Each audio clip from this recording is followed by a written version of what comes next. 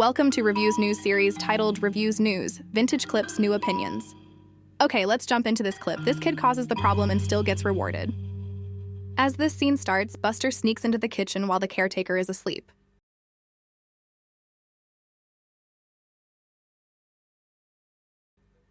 He tries to steal some jam himself, fails, and then does something unexpected.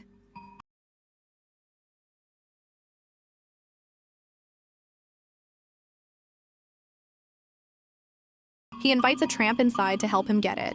The tramp succeeds. But instead of sharing, he starts eating the jam on his own. And this is where modern viewers start to question the logic, because Buster created the situation in the first place.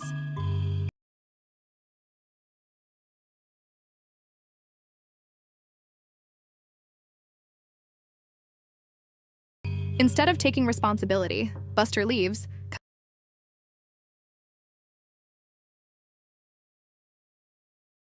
comes back with his mother, and escalates things even further. He even sets the dog on the tramp, turning a small situation into complete chaos. What's interesting is how differently this plays today. Early audiences were expected to side with Buster, but modern viewers often don't, because in this version of the story, the person who caused the problem ends up being rewarded. And that's why this 100-year-old film still sparks debate today. Reviews Nooz, we give your reviews a voice.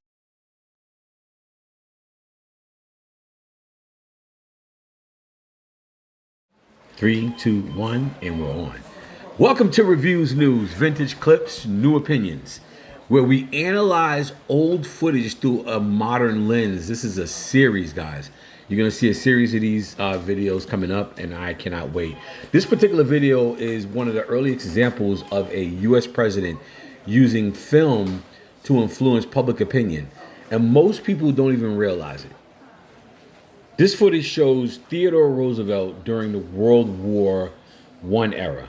First at Sagamore Hill, his home, that was Long Island, and then inside a New York magazine office, possibly speaking with editor Carl Hovey. You're going to see it in this clip. Very, very interesting clip. Does he remind you of someone? No. At this time, Roosevelt was strongly pushing for military preparedness, arguing that the United States needed to be ready for a global war that it hadn't even officially entered yet. Fun fact, number one, Roosevelt wasn't even president yet. Yeah, that part. This was a moment when the country was divided. Some Americans wanted to stay out of the conflict entirely, while others, like Roosevelt, believed staying unprepared was dangerous. Fun fact number two, during this era, film itself was still new. So seeing a former president speak on camera wasn't normal. It was a powerful and almost rare experience. There's no music, no edits, no dramatic effects, just a direct message through like words on a screen. But that simplicity is exactly what made it effective. Today, political messaging is highly produced, carefully edited, branded, and distributed. Back then, influence came from presence and authority alone. And that raises an interesting point. This may look simple now, but at that time, this was cutting-edge communication. Roosevelt wasn't even president at the point, but his voice still carried massive influence. This shows how media and leadership started blending long before television or social media.